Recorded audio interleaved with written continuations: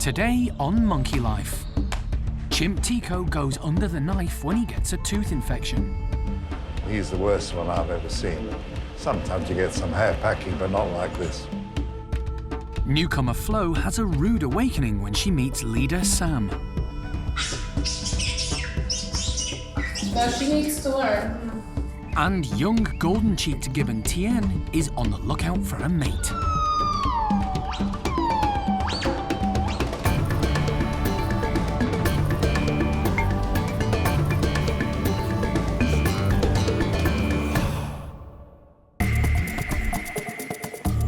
Monkey World in Dorset is the largest sanctuary of its kind on the planet.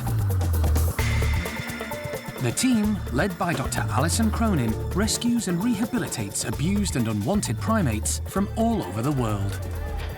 I think this one's a little boy, and I think that one over there might be an older lady. The park provides a home for more than 240 monkeys and apes, allowing them to live out their lives in a happy and safe environment.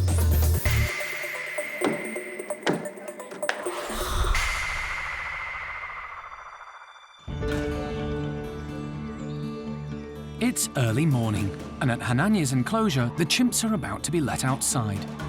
But today, one of them is going to be held back because he needs to see the dentist. Second-in-command Tikko has developed an infection in his tooth through over-grooming.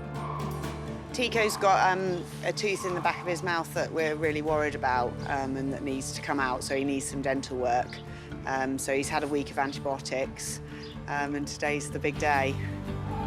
Like most of the chimps in Hananya's group, Tikko loves to groom. It's a way of solidifying friendships.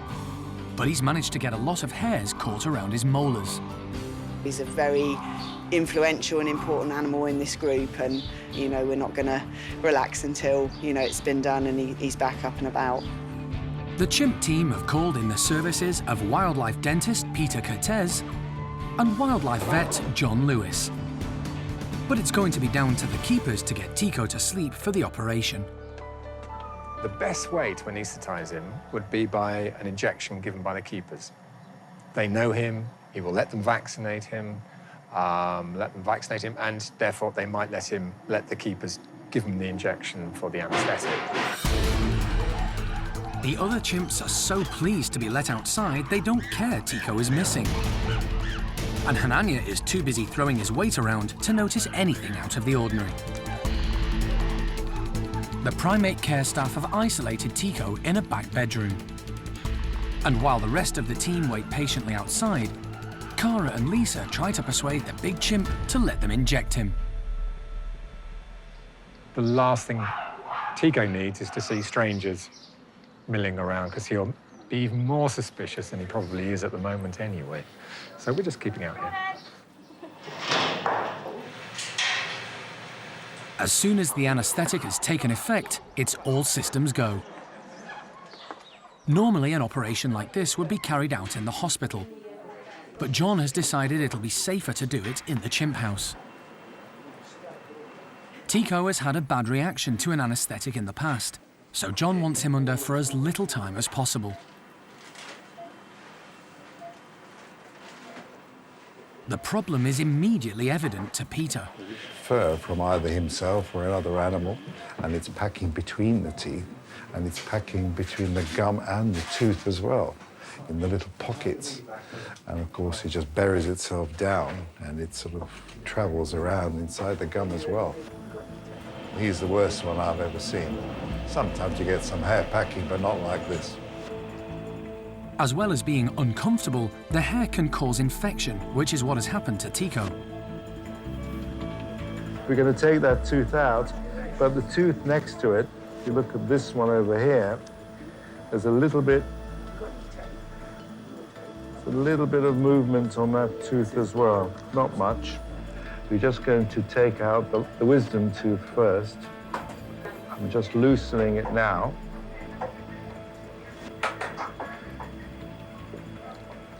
You can see it's looking inside the socket. The socket seems to be intact. While Tikko is sedated, Peter decides to do some preventative work to try to avoid the same thing happening again. What Peter's doing now is removing or reducing the pocket between the gum and the tooth, so there's less of a trap for hair. So in future, hopefully, he won't trap so much hair on his lower incisors there. Tikko will be sore for the next few days after this operation, but should soon be a lot more comfortable. Oh, you went very well. We got that wisdom tooth out. The other tooth, is, which is a little bit loose next to it, that's going to firm up because now all the irritation has been taken away. And I think we've done everything possible for him, and it's going to heal up very quickly. And I think he's going to have a more comfortable life. But the staff will have to keep a close eye on Tikko to make sure they keep the problem at bay.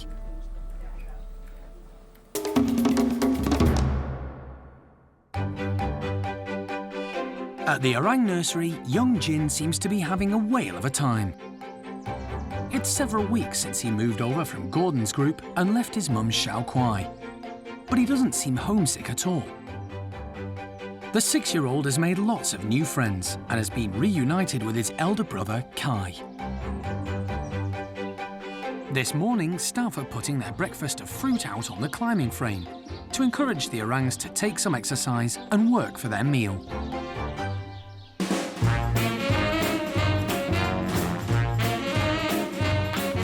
When there's food around, these guys can really move. And confident Jin is straight in there. His brother Kai isn't shy either, although manipulating the fruit out is trickier than it seems.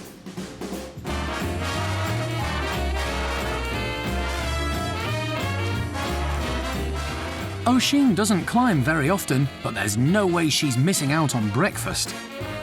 She's made remarkable progress since she arrived at the park 4 years ago.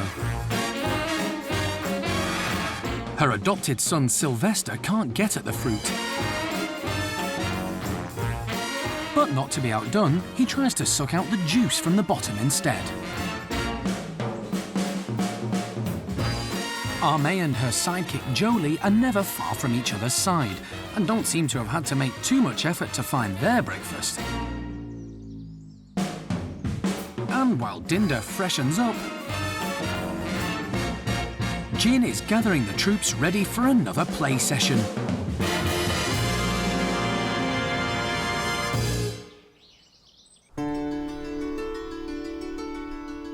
The orangs aren't the only ones having breakfast. So too are the park's 10 stump-tailed macaques. Get some of this. Ready?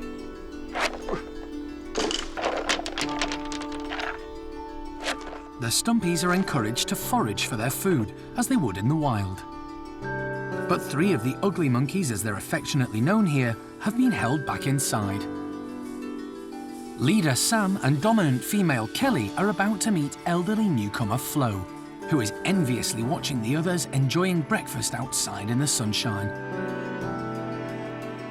Floh arrived last night after a long journey from Germany. For the last 25 years, she's lived at an animal rescue centre in Munich. But recently, her partner died, so it was decided to move her to Monkey World so that she would be around other macaques. As with any primate at the park, Floh will be introduced to her new housemates gradually. We'll probably try giving her different combinations of individuals over the next few days, just so that over time she does get to meet all the different individuals, but we've got to carefully decide what kind of combinations we try her with, so as not to overwhelm her, and then obviously gradually just build it up over time until eventually she gets to be in with them permanently. Stumpies have a very strict hierarchy, and Sam is leader of this group. Floh has been around people all her life, so the team aren't sure how she'll behave with other macaques. Incredibly, she submits to him straight away. I'm quite surprised how relaxed Floh seems with everything. She's quite chilled out, so she doesn't seem stressed out by the situation at all. So far, she's coping really, really well with it. But when Sam approaches Floh by surprise, she takes offence. The elderly Stumpy has a lot to learn about macaque etiquette. Sam is a good leader and a friendly Stumpy, but he is the boss and will expect Floh to toe the line. Kelly is allowed in next. She's the highest-ranking female in the group. Floh's kind of been doing the correct behaviour, sticking her bum in the air, submissive behaviour, stuff like that. She will throw her weight around if she needs to. But obviously, it's all a complete learning curve for her, so she needs to work out what our hierarchy structure is of our current stump macaques. And obviously, by introducing her gradually to the individual, she's going to work out where she fits into that. And we'll just keep going at a nice slow pace and get her slowly used to all of our guys. Considering the upheaval Floh has faced in the last 24 hours, she seems to be settling in well. But she's a feisty female, and only time will tell how well she fits into this group of grumpy and at times bad-tempered ugly monkeys.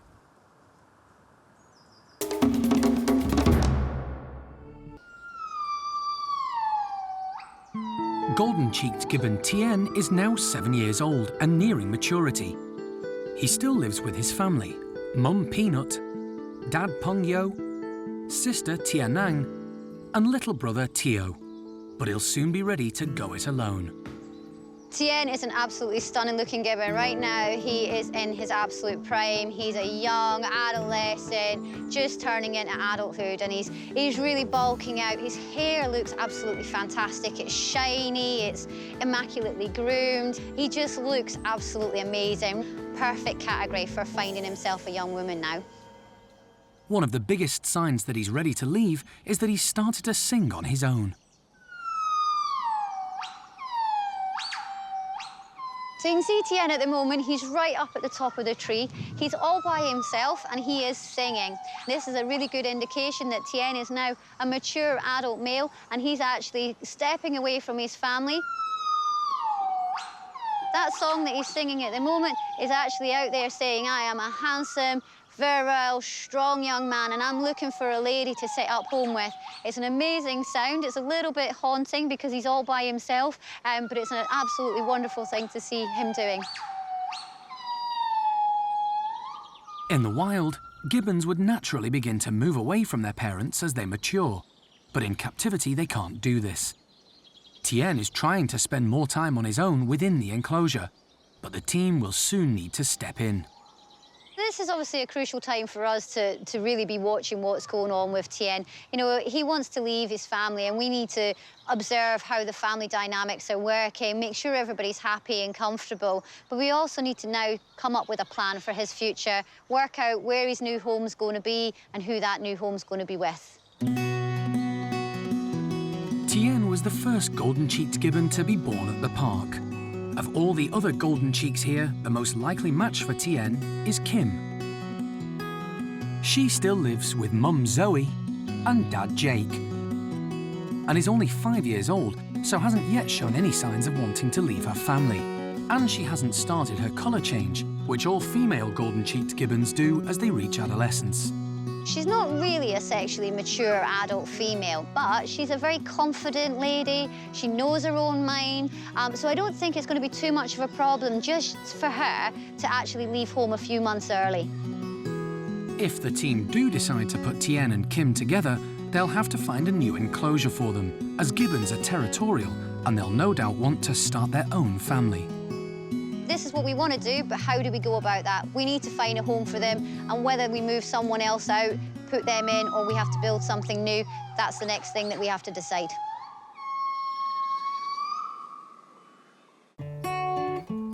Tien and Kim are fortunate to be living in such strong family groups. Not all the monkeys at the park are so lucky. Baby woolly monkey Bueno Junior is being hand-reared by the team because his mum rejected him when he was born by emergency caesarean section. The plan is for him to join Lavar's group, and he's started spending time at the house, but until now he's had to stay in a small bedroom mainly on his own because he's so tiny. But today, staff are making special preparations for him because he's going to join the other woolies in the big playroom. Junior has decided that it's time for him to start exploring the house, and we have to try and cover any eventualities that may happen and try and keep him as safe as possible while he's still finding his feet. And this is what we do. We put bark chip down just so that there's a soft landing in case the worst happens. The playroom is full of hoses for the monkeys to move around on. But because of Junior's size, Sandra is making some slight additions. We've got a few things in here like the cargo net and the hosing and stuff that all the others use. But what we're going to do is add a few more dog toys to it as well, which is what he's been swinging around on in his bedrooms up until now. He is very tiny, and obviously being hand-reared, he doesn't have a mum there to look after him and carry him around and show him where it's safe to step and where it's slightly wobbly. So the least we can do is help him out with that and just make sure that everything is as safe as possible for him. There are 6 other woolly monkeys in this group, and they're all eager to find out what's been going on. Come on, guys. Junior is wary of joining the others at first. Come on, Junior. But after leader Levar and dominant female Paquita have made their way into the playroom, he decides to follow them. Come on, then. Hi. The little woolly quickly gets into his stride and starts exploring. He heads to young female Isla for some reassurance. He's already met her as she was the first woolly he was introduced to. He's just come in and went straight for it, and he's exploring everything. Hasn't quite made his way over into this part of the room yet, but he is sort of centred around where he knows, and he's sort of venturing out a little bit more than he was, so the dog toys have really helped him. While Junior takes a break, Levar keeps a watchful eye over the young woolly. Levar's the dominant male in this group, so he has all the protection duties on his shoulders, and he's very, very good with the babies. We're very lucky that all of our dominant males here at Monkey World have all really been fantastic when it comes to having new babies around. Levar's a bit different in that obviously he's had these hand-reared babies introduced to him, and not just Bueno Junior, all the other 3 boys that we've hand-reared previously were all introduced to Levar initially as well, and he just takes them on. He's absolutely fantastic, so he is a bit different to our other males in that he is so welcoming with them, but actually we suspect that if we were to do it with the other 2 males, they'd be exactly the same because they just all adore having the babies around. The confident little woolly seems fearless around the others and is enjoying his newfound freedom. Clearly, he is loving being in there, so it's really, really nice to see him so happy. And he should be a full-time 24/7 member of the group very, very soon. It's time for us to finally let him go and just be the woolly monkey that we know he's going to be.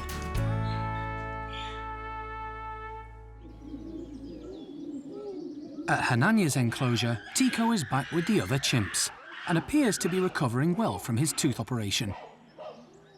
The group are always a little unsettled when one of them disappears, so are happy to see him.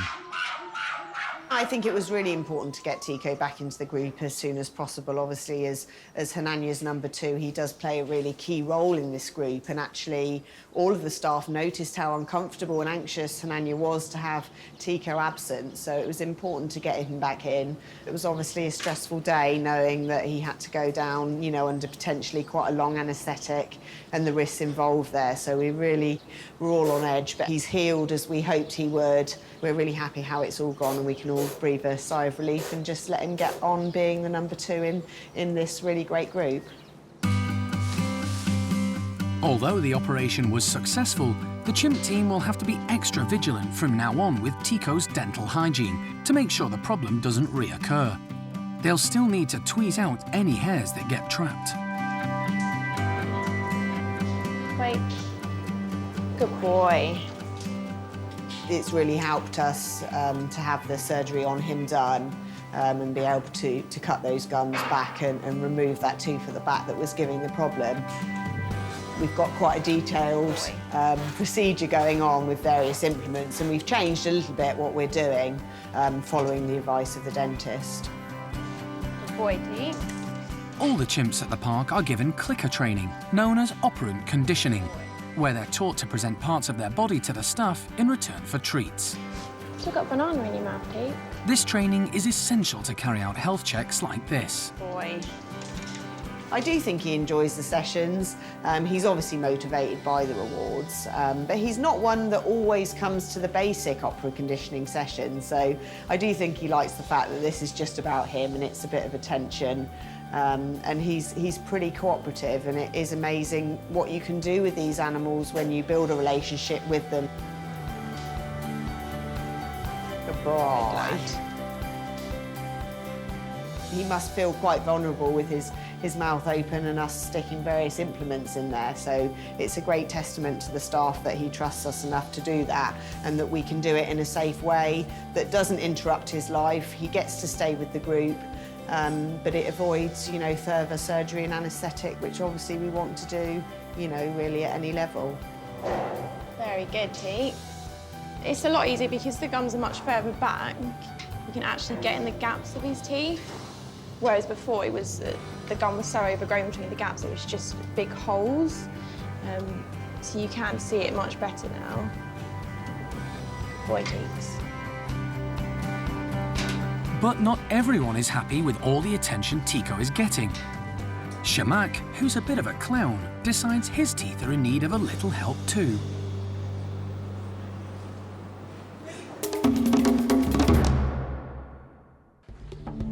Next time on Monkey Life, a new baby marmoset gives the team great cause for concern. I reckon he's on a knife edge right now. I don't know if he's going to make it or not. And an emergency at the Capuchin house when Winslow is injured in a fight. The wound is quite nasty. It's quite a size.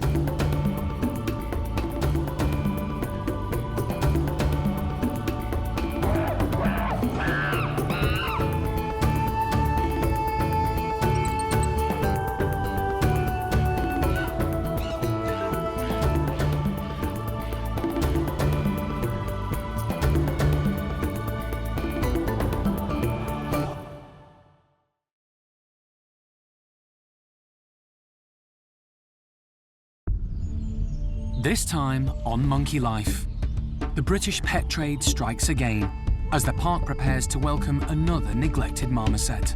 Little boy, his name is Leo, perhaps about 4 months old. We won't be able to confirm until he arrives. An emergency at the hospital when Capuchin Winslow is injured in a fight. Until you clip all the fur away, you can't see the depth of the wound. And mischievous Bart's up to his old tricks when Paddy's pond is invaded.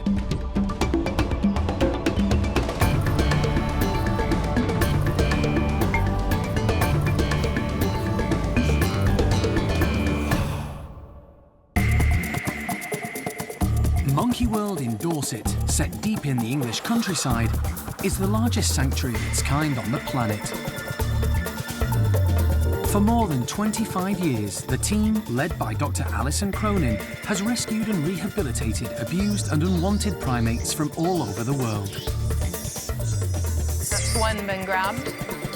The park now provides a home for more than 240 monkeys and apes from 19 different species. Its aim is to give them a safe and happy life in as natural environment as possible.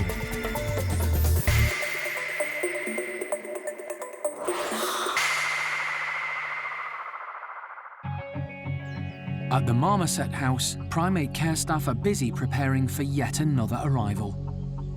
Over the last few years, Monkey World has been asked to take in an increasing number of these small monkeys. Some have been rescued from appalling living conditions. Others simply rehomed because the owners don't want the animals anymore. The problem stems from the British pet trade, as it's still legal to keep primates as pets in the UK. Unfortunately, many owners don't know how to look after them, and the monkeys end up suffering. But the park can only care for a limited number of marmosets, as it simply doesn't have the space. What do you do? It's really hard. We will never compromise the welfare of the primates that we have here at the park in order to bring others in. So already I'm turning away many, many people who are calling me saying, we've bought a pet marmoset and now it's either sick, unwell, or unhappy. We're upset. What do we do? Can we give it to you? And I'm turning loads of those calls away. But in extreme situations, Alison does still step in. And she's just had a call from the RSPCA about a very young marmoset who was taken to a veterinary practice in London. Little boy, his name is Leo, perhaps about 4 months old, and perhaps male. We won't be able to confirm all of those things until he arrives. I've agreed for Leo to be brought to the park today from the veterinary practice in London, because already I can see from the x-rays that he's got malformations on his spine. I was told he has a stiff and bad gait already. She thinks that there's a hairline fracture of the femur. I can see where she's talking about. So for all of those reasons, we've agreed to take Leo on today. But otherwise, I'm going to have to continue to say no. Alison is hoping that Gabby, one of the adult females, will act as a surrogate mother to Leo. Gabby in the past has been absolutely brilliant. She adopted Solomon when we brought him in. Hopefully, Leo will just jump right onto her and Gabby can take over his rehabilitation. We'll have to wait and see what happens, but this marmoset that's coming today, even though he's only approximately 4 months old, already has potentially overwhelming physical problems and also overwhelming psychological and social problems, and we're going to try and turn all of that around straight away. Rescuing and rehabilitating primates is only a small part of the work that goes on at Monkey World. The primate care staff are keen to make sure the residents are stimulated too. They often make them work for their food and provide enrichment for them to keep them occupied. At Paddy's enclosure, the chimps sense something strange is happening.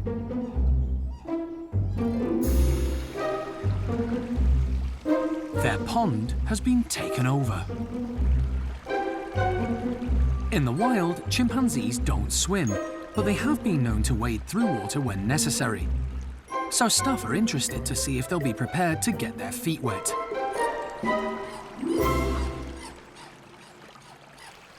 The chimps are eager to investigate the alien invaders, although young Bart decides to stay at the back. Paddy is first on the scene. It's his job as leader to check out anything unusual to make sure it's safe for the others. But his fear grin shows he's nervous.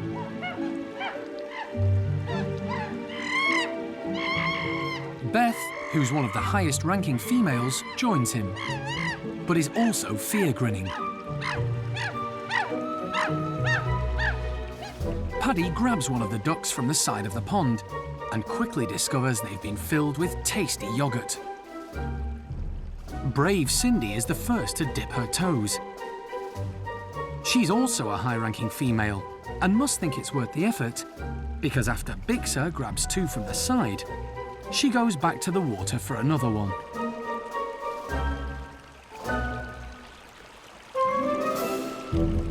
The chimps have overcome their fear and are happily tucking in. Bart decides it must be safe, so makes his move. But instead of wading in the pool, he picks up one of Clin's leftovers.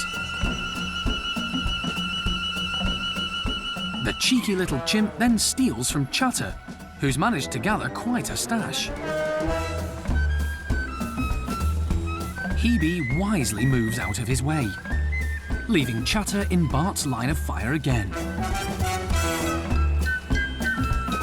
While Dad Paddy is busy grabbing more ducks, Bart hunts out Hebe.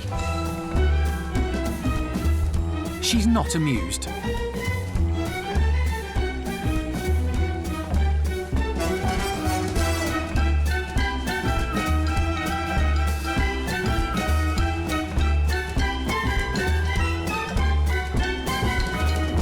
However, as always, Bart gets what he wants. And with all the alien invaders destroyed, Bart shows he's still got his dad wrapped around his little finger.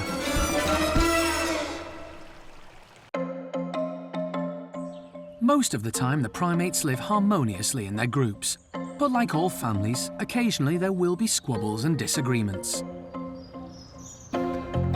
Today, there's an emergency at one of the capuchin houses, because overnight, leader Winslow seems to have got into a fight and has a large gash in his neck.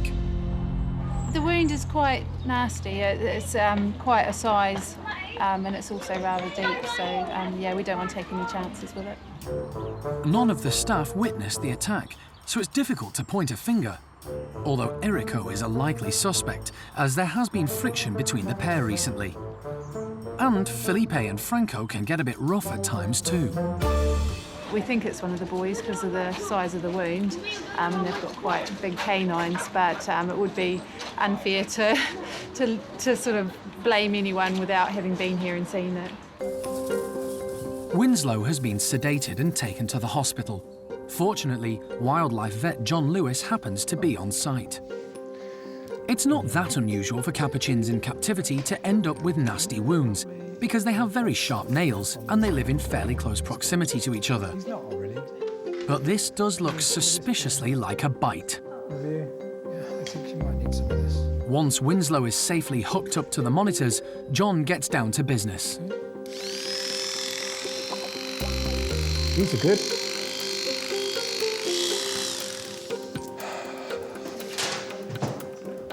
You're happy there? Trouble is, wounds like this, until you clip all the fur away, you can't see the extent of the wound, the depth of the wound, etc. The wound doesn't seem too bad, but it's important it's treated to make sure it doesn't become infected. Animals cope with the most horrendous wounds in the wild, but there again, if a wound was inflicted on an animal which was weak for another reason, it might be the final straw.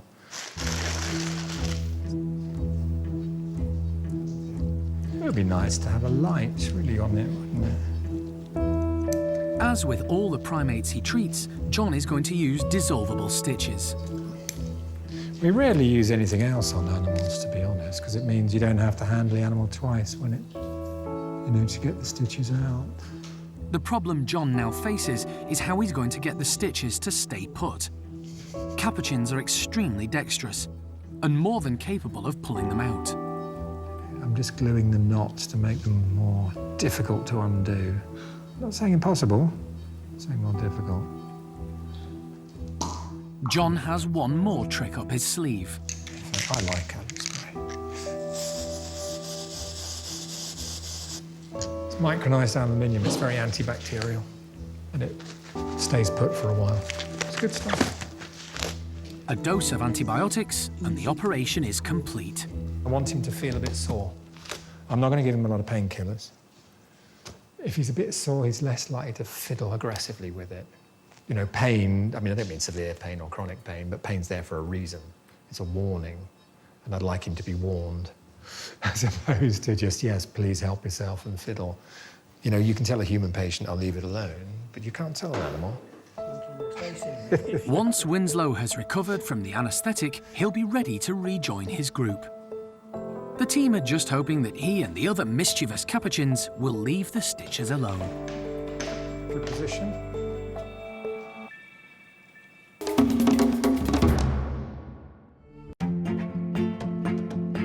At the orang nursery, it's a big day for 9-year-old Jolie. The team have decided it's time for her to move to an adult group, so she's going to be joining Tuan, Roro, Xiaokuai, and baby Awan. To ease the transition, her adoptive mum Ame is going with her.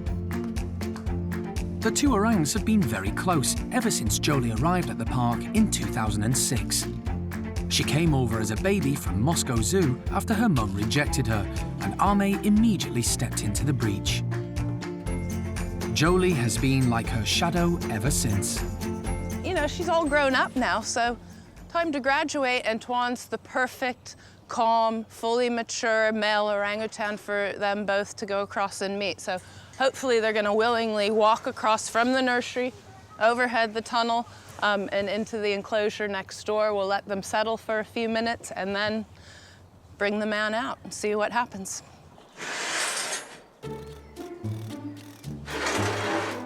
Ame seems quite excited to be going somewhere new. Good girl. Jolie follows on behind. Come on, missus.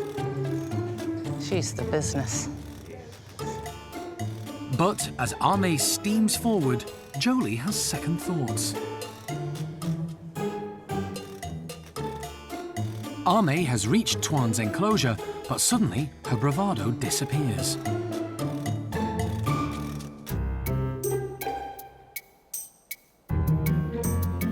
She heads back to the nursery. Didn't like that place. Oh, Ame. It's another case of spontaneous indifference, I think. When it's right in your face, all of a sudden, it's, ooh, no, really, how much do I really want it? But we got time. The one thing with orangs is time. After a while, Ame gathers her courage and approaches Tuan's enclosure again. And Jolie follows her lead.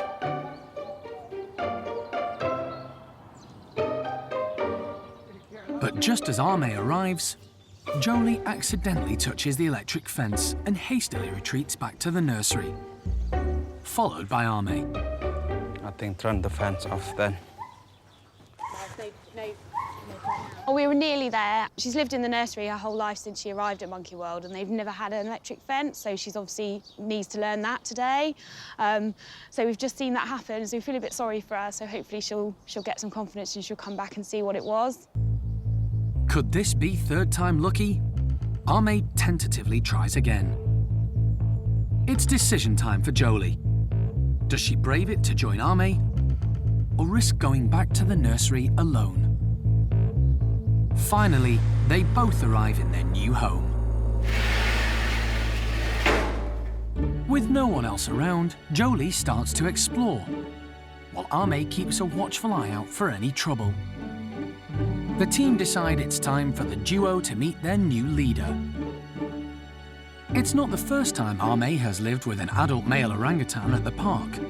She did move in with Gordon for a short time, but it didn't go well, so the team aren't sure how she'll react to Tuan. However, they have noticed over the years that she has batted her eyelids at him from a distance when she's seen him over the fence, and he's a much smoother operator than Gordon. Today's the day to call Ame's bluff. She's been a bit of a flirt through windows and across fence lines, and today's the opportunity she can put her money where her mouth is. But faced with her suitor, Ame has second thoughts and heads away from Tuan. Jolie, on the other hand, has never lived with an adult male and seems intrigued. Tuan is used to females coming and going and gives the girls the space they need. Jolie has become quite bold and seems happy to share the climbing frame with Tuan. But Ame is keeping her distance. Her experience with Gordon may be making her wary. Gordon lives next door and spends a lot of time watching Tuan's group. In the wild, male orangutans would generally keep out of each other's way, but here it's impossible. Gordon has matured and grown into his role as leader of his group over the last few years. But compared to Tuan, he's still relatively inexperienced, and he can be very grumpy. The orang team don't think living next to Tuan is doing him any good, so plans are afoot to move him and his gang, Amy, Xiaolan and Lucky, to a different enclosure in the very near future.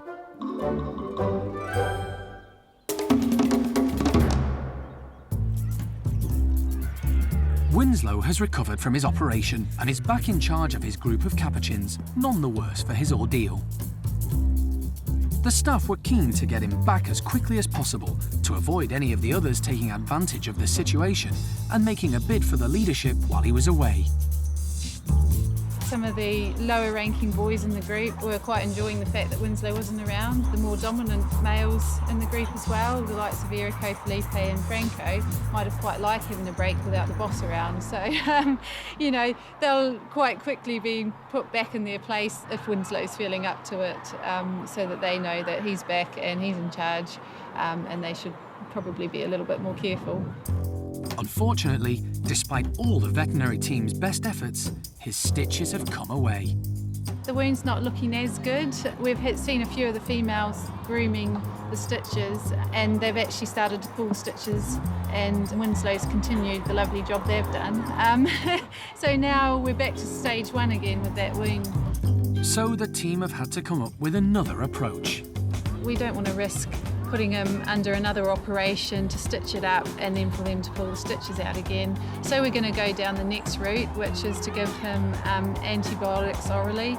This will help treat the infection and we'll also flush the wound out daily. It will just take a little bit longer to heal, but you know, we'll get there in the end.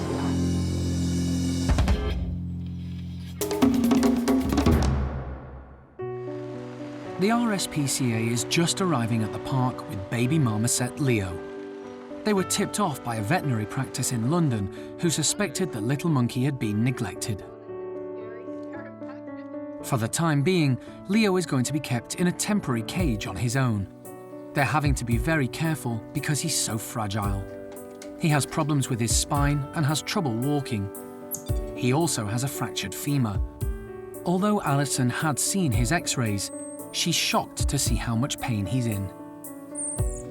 Gabby loves babies and is very interested in the newcomer. Alison is hoping she may act as a surrogate mum for him. That was interesting. He liked hearing Gabby's call. I would love to be able to give him to Gabby right now. And she's sitting at the front looking at him, wanting to take him, and we can't do it because his bones are so brittle right now. One little slip, one tiny little fall, and he'd shatter into a million pieces, and really, he'd either die himself at that point or we'd have to euthanize him. It's very unusual for the team to keep a monkey on its own, but Leo is an exceptional case. The team try to get him to eat. Come on, little man. He's not tempted by the offer of a juicy insect, so they give him some porridge instead, loaded with calcium and, very importantly, vitamin D3, which is vital for marmosets to stop them getting nutritional bone disease. The reason Leo is in such a dreadful state is because he should still be feeding from his mum and clinging to her.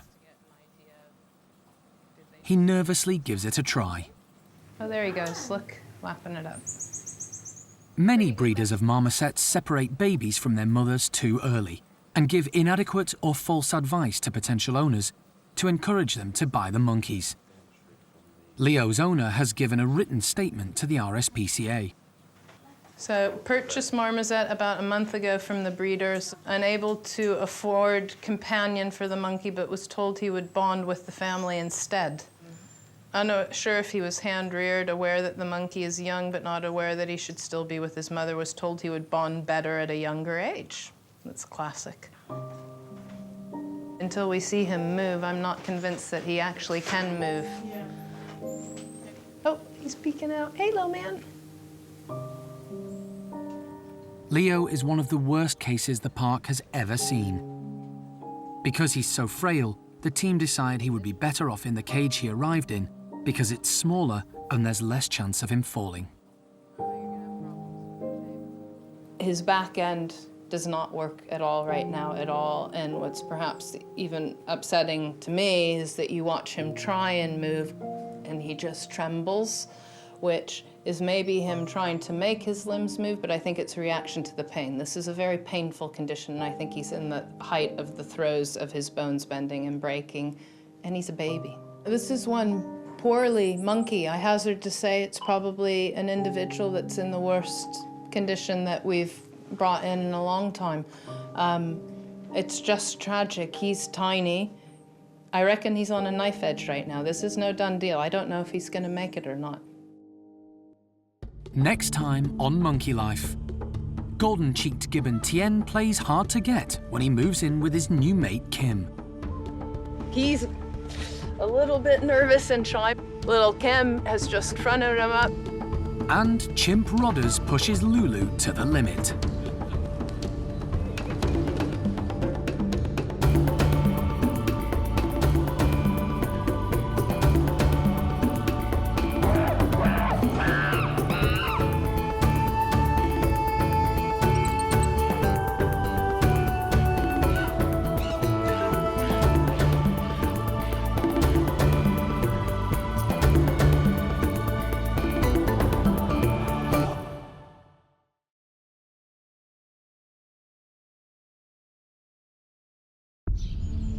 Today on Monkey Life, the Siamangs move out to make way for Tien and his new friend Kim.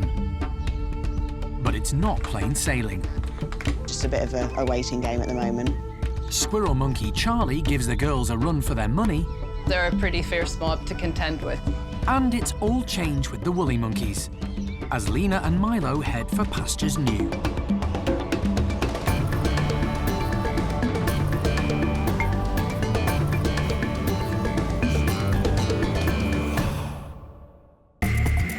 Monkey World in Dorset, set deep in the English countryside, is the largest sanctuary of its kind on the planet.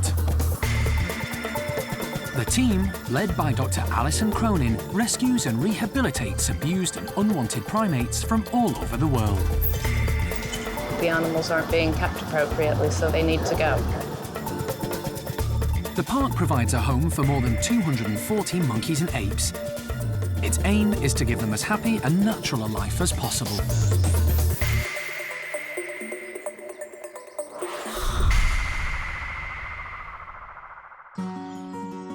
Golden-cheeked gibbons Peanut and Peng Yo have 3 children: Tien, Tianang and Tio. But today their eldest son is leaving home. 7-year-old Tien was born at the park, but he's got to an age where he needs to spread his wings and go it alone. The team have decided to pair him up with 5-year-old Kim. She's a bit young to be leaving her mum Zoe and dad Jake, but staff think she's the best choice as a mate for Tien. Tien and Kim need their own enclosure, which has proved difficult because the only free space is next door to Peanut and Peng Yo. This wouldn't work for Tien, as he'd still be able to see his parents. And besides, golden-cheeked gibbons are territorial, so having 2 families of the same species next to each other is never a good idea. So, after a lot of thought, the team have decided to move them to the current Siamang gibbon enclosure, which is over the other side of the park, and move Sam and Sasak out so they'll live next door to Peanut.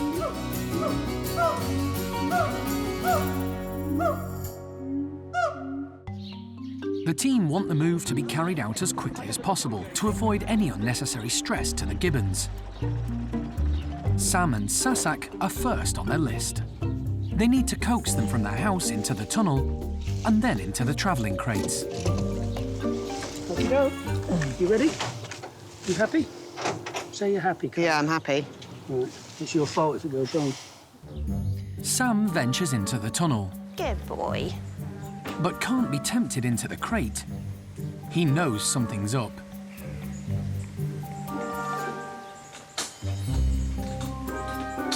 It could just be that he's not used to going in a crate, but he's definitely not keen.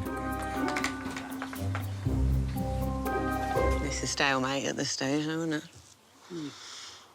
It's not just Sam who's proving tricky. At the other end of the park, Tien is being equally elusive. As they're swapping enclosures, the moves have to be carried out simultaneously. Tien has been tempted into the tunnel with a treat, but will he fall for the trick a second time? Tien.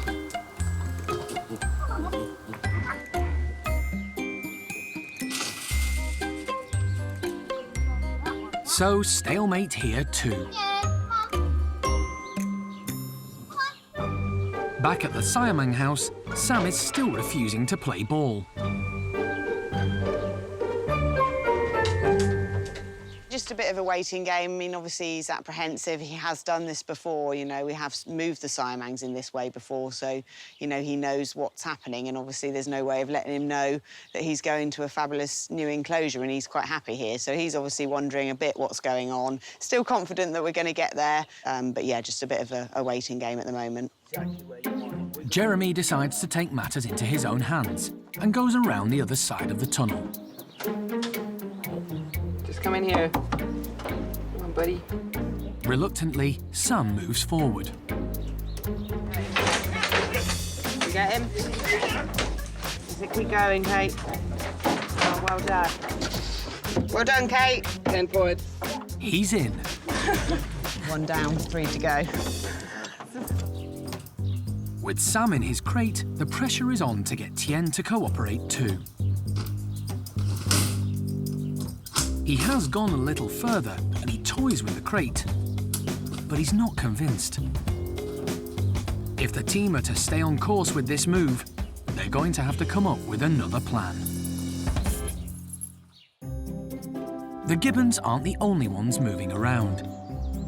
It's all change at the squirrel monkey enclosure too. The 3 feisty females, Samantha, Topsy and Turvy, are now living with new boy Charlie. Charlie was yet another victim of the British pet trade.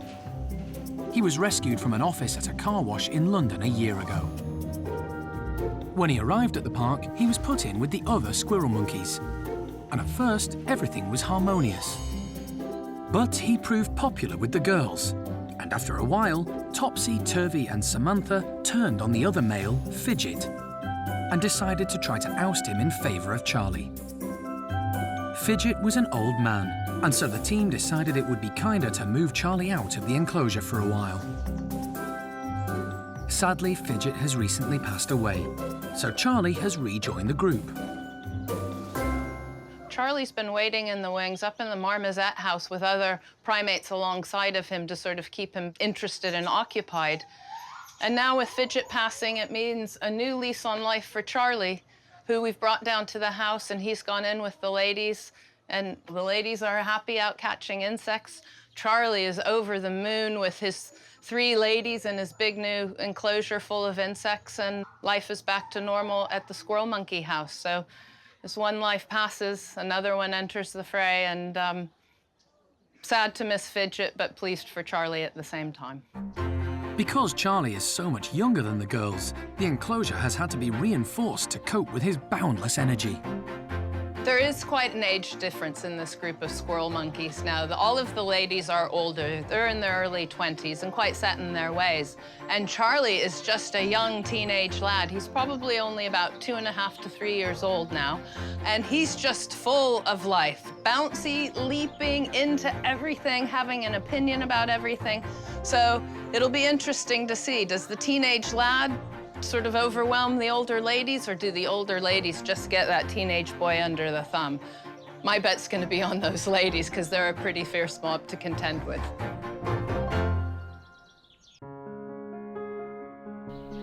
The park's newest resident is having a special visitor today. Baby marmoset Leo arrived 8 days ago in a terrible state, having been rescued by the RSPCA. His spine is damaged and he has problems walking. The team are keen for wildlife vet John Lewis to have a look at him. So he uses his hind legs more like a rabbit than anything, does he? Yeah, they've got a little bit better, I'd say, over the past couple of days, but generally it's kind of a hopping motion. And his appetite? Good. Hello. Leo is another victim of the British pet trade. His previous owner didn't know how to look after him and fed him an inappropriate diet. I think I would let him settle in for longer, because that is classic, absolutely classic, what they used to call cage paralysis, which is nutritional bone disease.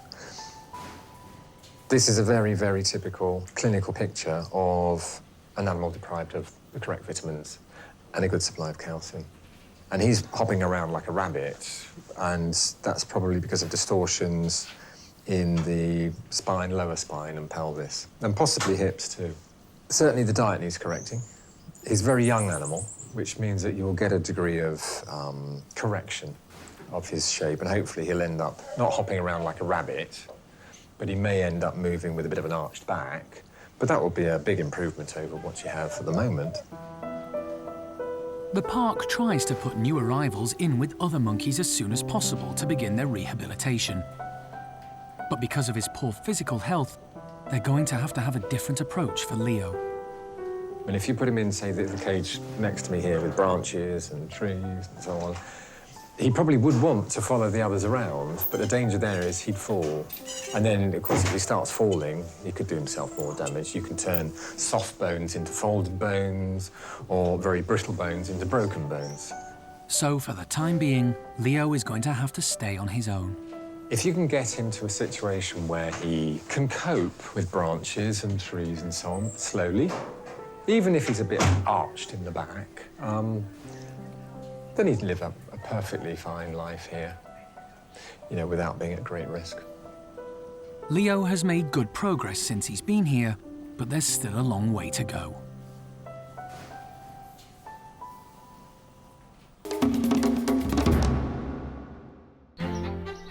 After the standoff at the Siamang enclosure, Sam is finally safely in his carrying crate.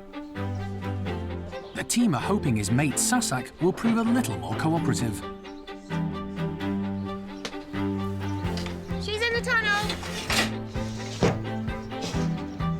With Sam gone, Sasak obviously doesn't see the point in staying in the house on her own and walks straight in. Blankets are put over their cages to help keep them calm during the short journey. So one part of the move is going well. But at Peanut's enclosure, it's a different story. The team are still trying to lure Tien into his crate. Sam and Sasak have arrived next door, but they can't be let out until Tien has been boxed up.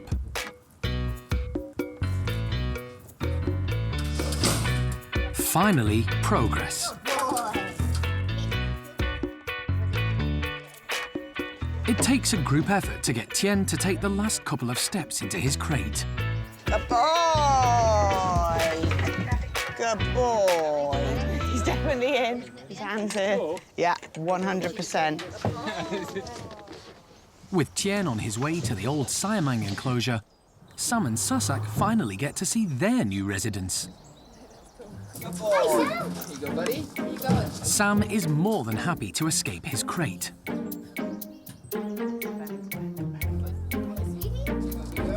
But Sasak, who is normally the brave one, has suddenly been hit by nerves.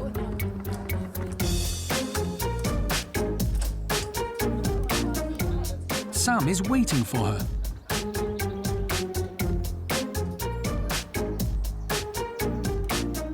She tentatively makes her way inside.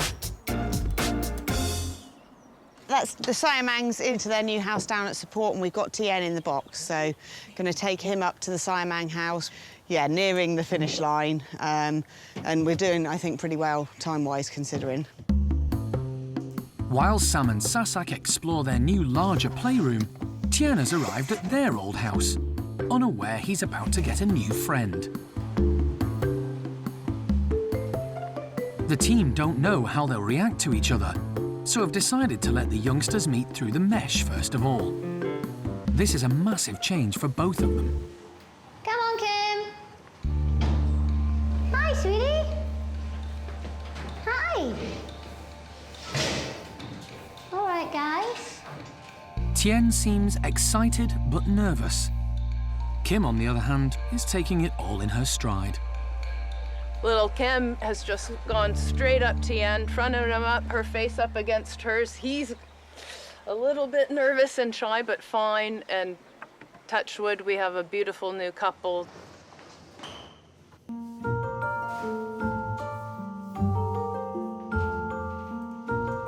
Tien doesn't know what to make of Kim.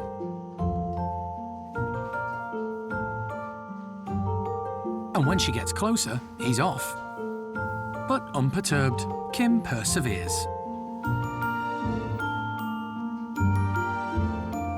Tien blanks her again. It's all a bit much for him. Maybe he's not as ready for romance as he thought he was. He makes a break for it, but Kim is hot on his heels. He just can't get away from her. However, Kim's boldness bodes well for the future. It's just fantastic. The introductions have gone better than we could have even hoped for, and I'm hopeful that this pair will sort of settle down in the next couple of days, and then we can consider letting them out into the trees, which will be a big step, especially for little Kim, because she's never been out in the trees yet. All the primates at the park are at their happiest when they're outside. None more so than Rodders, but today he's getting on everyone's nerves. Over the last few weeks, Sally's chimp house has been rebuilt as it was in need of a serious overhaul. While the finishing touches are being made, the chimps are outside. Sally and Ash are quite happy with their own company. But Rodders is looking for a playmate, and that always spells trouble. Brian is too busy to play silly games with Rodders.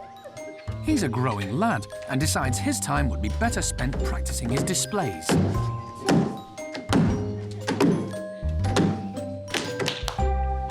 The others are supposed to take notice of him while he's all puffed up. But Lulu and Ash seem unimpressed. So he tries again.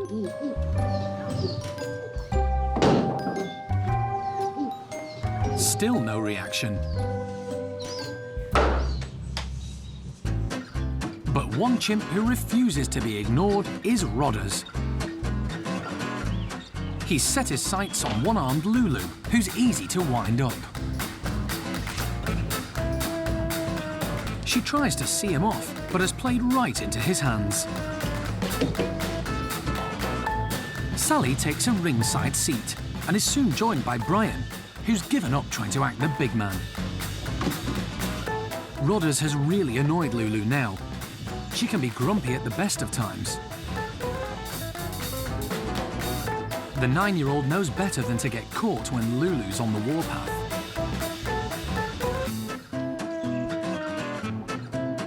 The little chimp continues to goad Lulu. He just doesn't know when to stop.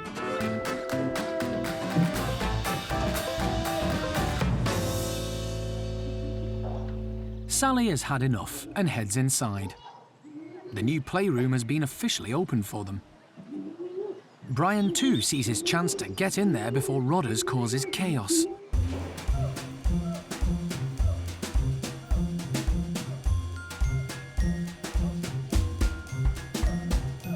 Brian just can't resist trying one of his displays again. Well, they do say practice makes perfect. Rodders has realised there could be more fun inside, but is apprehensive when he sees the new room. For once, he's speechless.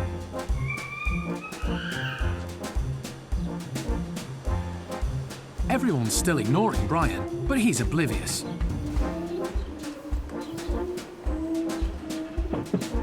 In all the chaos, no one's realised that Lulu is missing. She's a creature of habit and doesn't like change, but eventually she does poke her head in to have a look. Things finally begin to settle down, as much as they ever do in Sally's group. Lulu's making herself at home and Rodders, well, he's having a bit of me time. That won't last. Being a rescue centre, Monkey World doesn't actively breed many primates, but it is part of the European breeding programme for 3 species, which are highly endangered: orangutans, golden-cheeked gibbons, and woolly monkeys. Woolly monkeys are notoriously difficult to breed, but the park has been incredibly successful. There are only around 40 of these South American primates in captivity in the world. Half of these are here in Dorset. But with such a limited gene pool, it's essential that breeding is carefully managed. And that means now and again, the park has to let go of 1 or 2 of them.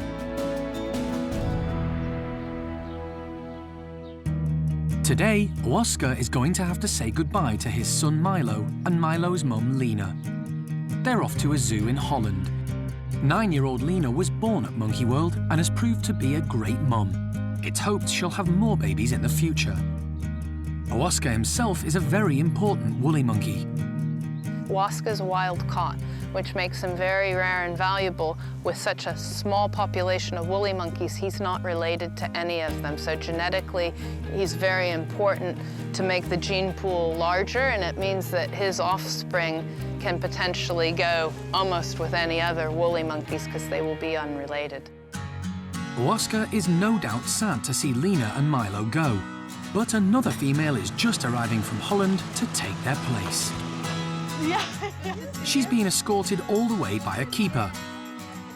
Woolly monkeys are prone to high blood pressure, which is dangerous for them, so it's important to keep them as calm as possible. At 5 years old, Pacaja is younger than Lena, but it's hoped she'll prove just as good a match. Pacaja's in the house now, and she's a big, beautiful female woolly monkey. You know, she's really lovely and really dark color.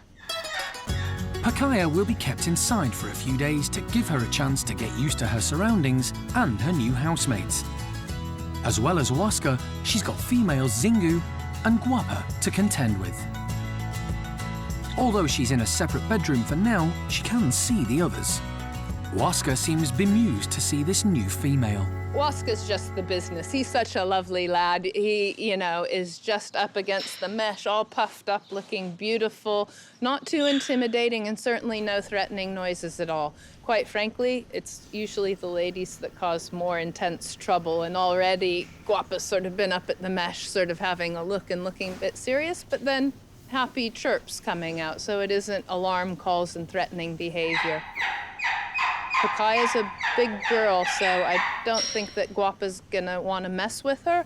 I think it'll be okay, but I suspect if anybody's gonna be a problem, it'll be Guapa. Once Pacaja has got the lay of the land, the introductions will begin. But only time will tell if she and Oaska will hit it off.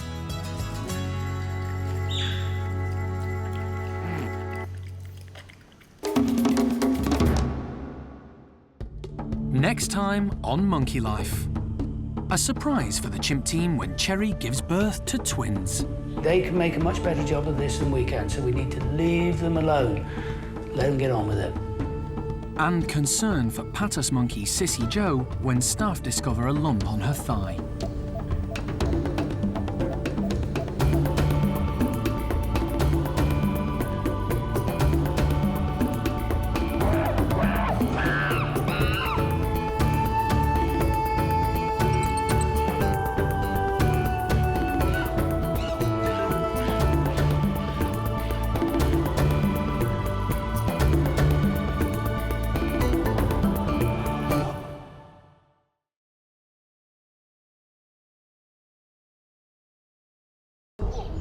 This time on Monkey Life.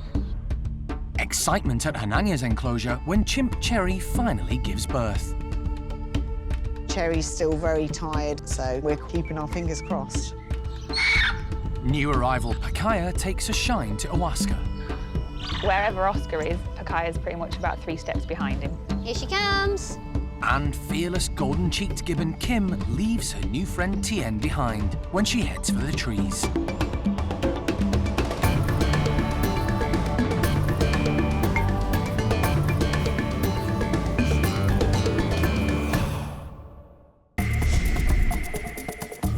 Monkey World in Dorset, buried deep in the English countryside, is the largest sanctuary of its kind on the planet. The team, led by Dr. Alison Cronin, rescues and rehabilitates abused and unwanted primates from all over the world. They're all going to have a chance to live proper lives again. Perfect. The park provides a home for more than 240 monkeys and apes from 19 different species.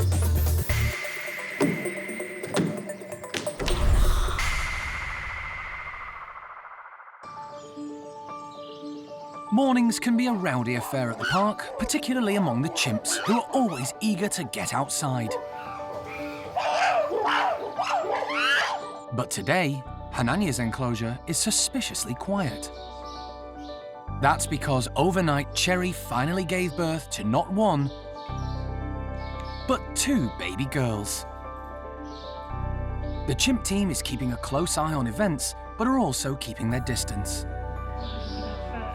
It's really difficult to monitor the babies because we're trying to keep things low-key. We don't want to crowd Cherri. As far as we can tell, everything is fine, but really to monitor any closer than what we're doing, we'd need to interfere and start separating Cherri off, and we don't want to do that. So we're quietly watching from a distance and keeping our fingers crossed. Cherri hasn't got the best track record as a mother. She's had 2 unplanned babies in the past. First, there was Seamus, who's now happily ensconced in the bachelor group. And 2 years later came a little girl called Pip. Cherri was very young at the time, and although she did initially look after them, a few weeks later she lost interest, and Jeremy and the team had to step in to hand-rear them. So they're understandably wary. Both times she starts well, or reasonably looking after babies, and then for one reason or another it fizzles out and we end up having to hand-rear them. Now the chances are that will happen this time. Just because she looks after her for a few days doesn't mean she's going to continue to do so. But hopefully I'm totally wrong. Because we've got more interest from people like Simon, who was very interested this morning, and Arthur and Shamak. maybe that will influence her in a positive manner. Giving birth has taken its toll on Cherri. She's going to need all her energy to care for her twins. Cherri's still very tired and sleeping lots, but she is coming down to staff, so that's really important. She's been down a couple of times and taken food from us, so whenever we get the opportunity, we make sure that she has a good handful that she can take back to the nest. So we're confident that we're keeping her fluid and food intake at a level that it needs to be. So far so good, and Simon is certainly looking after Cherri. But how the rest of the group react to the twins will be crucial. And everyone is on tenterhooks waiting to see whether Dad Hananya, who has so far kept his distance, will step up to the mark. Another resident at the park is also expecting twins. Marmoset Clydie was found to be pregnant when she was recently rescued from a house in Liverpool. Hey, sweetie. She was taken away from her owner along with her partner Charlie by police when she was found to be living in appalling conditions. Sadly, when the team checked Charlie over, they discovered he was in terrible health, and soon afterwards they had to put him to sleep, leaving Clydie all alone. But a few weeks ago, another marmoset was rescued from the British pet trade. Milo was found to be living in a small cage in a bedroom. He had no outside access apart from when his owner took him out and about. We've got a witness that's seen you at the pub with a monkey. OK, that's fair enough. Once again, he wasn't being properly looked after. His fur isn't in good shape and he's underweight. The team decided to put Milo and Clydie together, and they seem to be getting on well.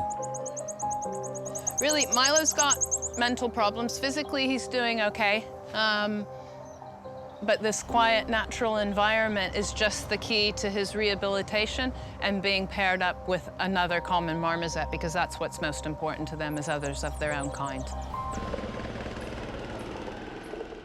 Every morning for the last few weeks, Jeremy has been checking on Clydie to see if she's given birth, as they're not sure when she's due. Today, he notices something different about her. She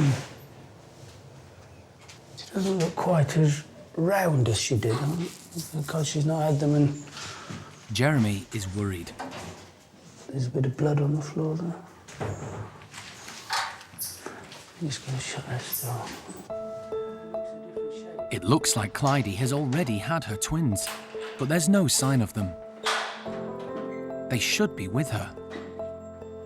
Jeremy isolates Clydie and Milo in a side playroom so that he can go in and look for them. It's not long before his worst fears are realised.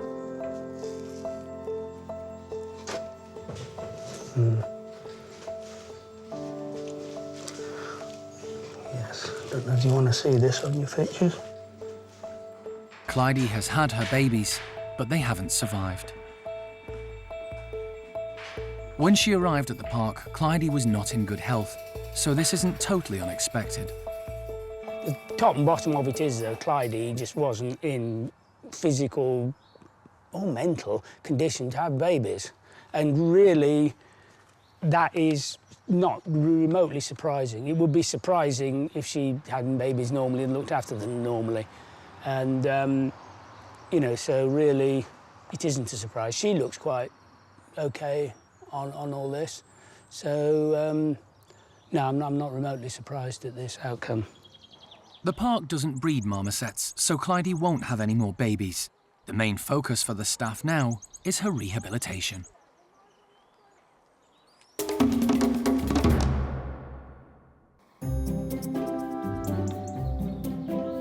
At Oaska's house, the woolly monkeys are all busy foraging. Females Quappa and Zingu love being outside and are trying to encourage newcomer Pacaja to join them. But she's nervous about leaving the house. It might just take her a little while to realise that that's where the entrance is and that she needs to go over there, but they're all trilling, which is brilliant because it means that she can hear where they are and she knows to follow that noise. And because it's a happy noise, it'll put her at ease as well. So hopefully she will just follow that noise and make her own way out of them again. Leader Oaska, whom she's taken a shine to, heads back to show her the way. And it seems to do the trick. Pacaja starts to follow him. And gradually she makes her way through the long tunnel to the outside enclosure. 7-year-old Pacaja has been moved to Monkey World from a zoo in the Netherlands as part of the European breeding programme. Oaska! Papa, Zingu! Come on, you guys! Good boy, Oaska! With all the woolies outside, it's time for a treat. Today they're being given some tasty camellias. In the wild, a woolly monkey's natural diet consists of fruit, flowers and leaves, so this is a perfect snack. Would you like one of these? Oh, not so sure about them, I don't think. Woolly monkeys are known for being neophobic. They're frightened of new things. So sometimes when they see something they've never seen before, they're quite apprehensive at first. So yeah, he's not quite so sure. But Oaska likes his food and soon gets a taste for the pretty flower. Oh, is that nice? Would you like another one? Good boy. Well, Oscar's definitely a fan. Papa? Good girl. Quappa, who came to the park with Oaska from a zoo in Switzerland 3 years ago, immediately takes a liking to the camellias. Pacaja seems quite happy for Oaska to eat her flowers. She's too busy exploring. Karen tries to tempt her. Hey, Pacaja. Wanna try one? But she's not interested. Pacaja settled in really well. She's much more part of the group now. She was a little bit on the outskirts when she first arrived, which is quite normal. It takes them a while to fully integrate, but she's getting on much better. She does spend a lot of time with Oscar. They seem to get on really well. So wherever Oscar is, Pacaja's pretty much about 3 steps behind him. And that's good news for the breeding programme. Oaska hasn't had many children yet, but it's hoped he and Pacaja will soon be welcoming the patter of tiny, woolly feet.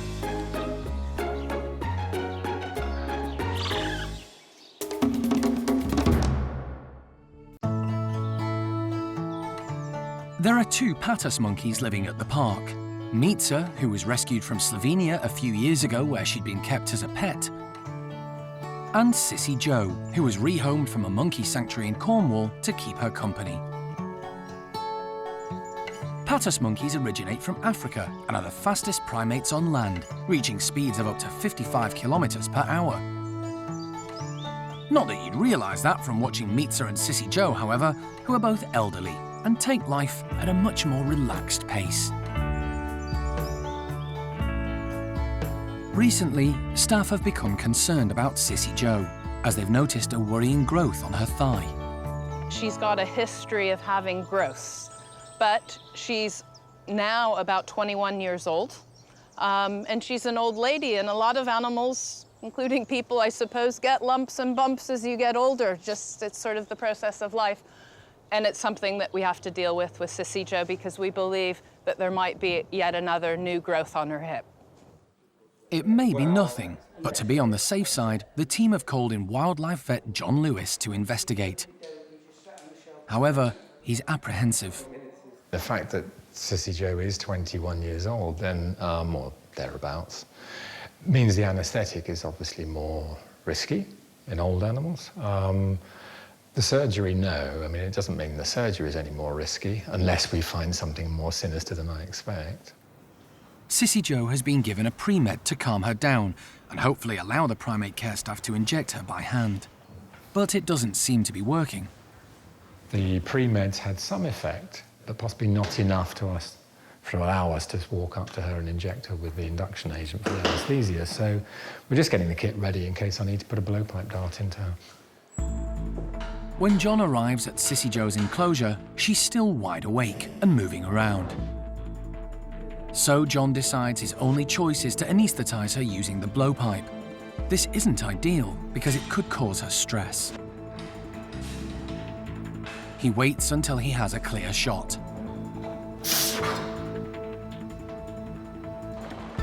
As soon as Sissy Joe is asleep, she's taken to the hospital, where John is able to examine her properly. He immediately finds the growth, which the staff are worried about. She has a lump here. Right. This was the area that she had the previous surgery, and that's where her big lump was. And according to the notes, that was 1.3 kilograms, which would have been like that. Let's have a look. So there's the original surgical scar running along here. I don't feel any massive regrowth, or if that's regrowth, that's incredibly slow. I just don't think that's anything significant. So, good news for Sissy Joe. I think that's a lipoma too. Doesn't feel like an abscess, doesn't feel like a lymph node, although the lymph node should be deeper. Do you know, I'd leave her well alone. If these are really slow growing, she'd probably die of old age before she dies of these lumps. So there's no point in putting her through a lot of surgery.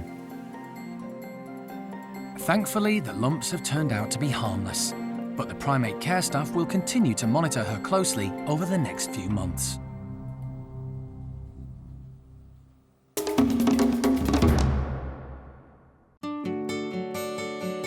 Golden-cheeked gibbons Tien and Kim are getting on like a house on fire. The two youngsters have recently graduated from their families and moved in together.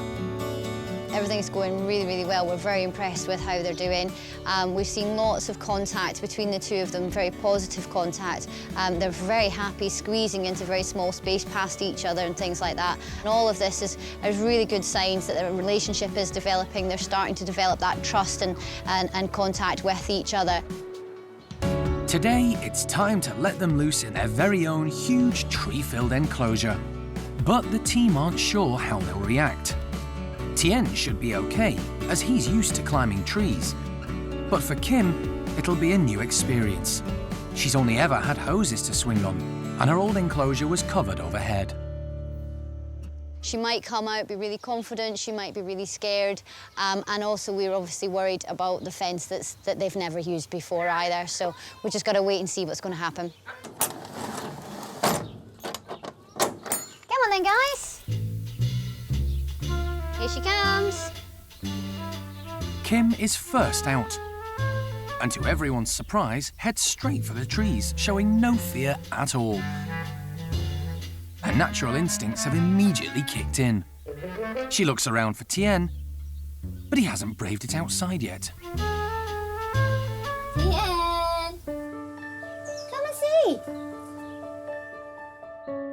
He's surprisingly cautious.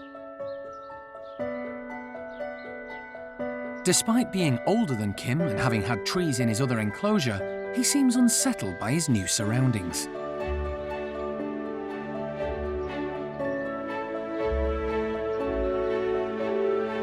Slowly, he makes his way towards his new partner.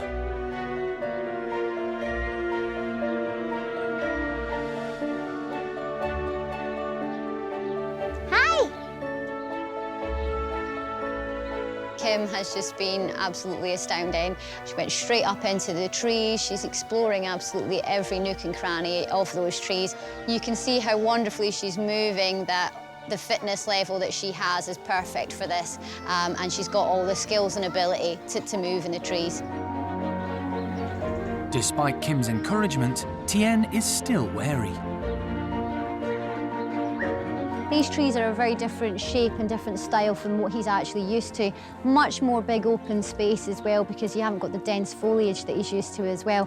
So it's really good for him. He can really stretch out and take some big jumps. But at the moment, he's still a little tentative, but hopefully over the course of the next few days, he'll settle in and start really enjoying his new home. I think these two are going to be really happy in this enclosure. I think they're going to settle in really, really well, and everything's going to work out great for them.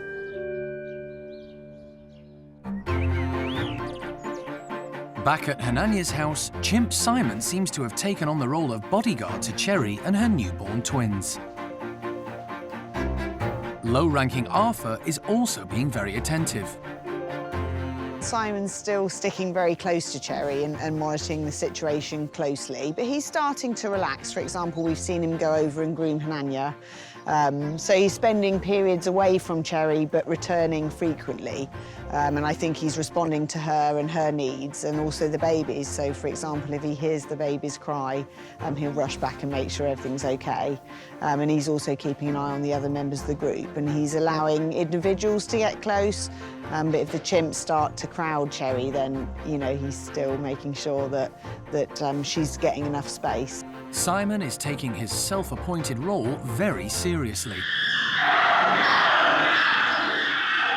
And as he's quite a high ranker in the group, the others do take notice of him.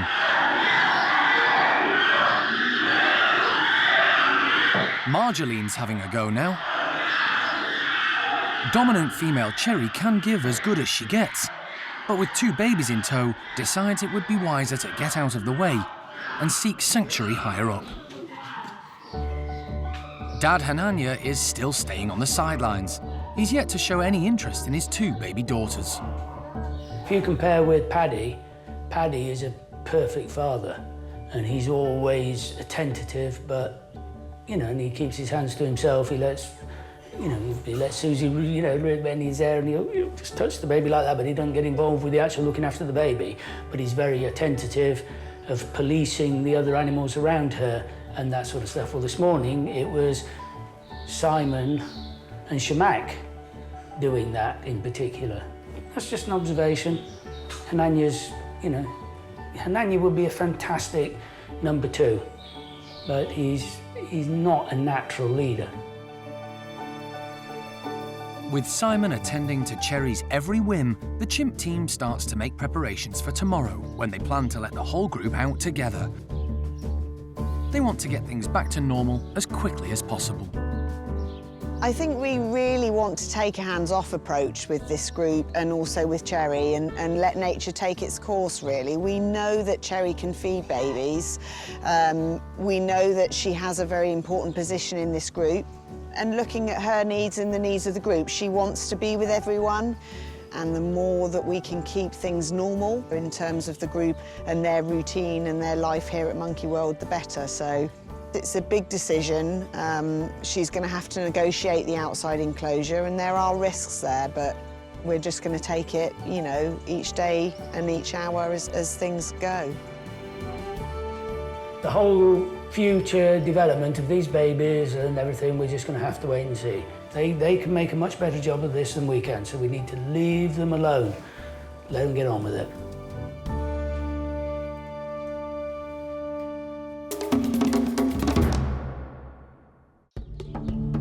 Next time on Monkey Life.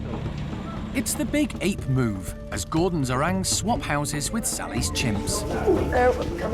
Okay, you got that bit wrong. And Cherri tests out the high hoses with her baby twins in tow. All we can do is hope and keep our fingers crossed.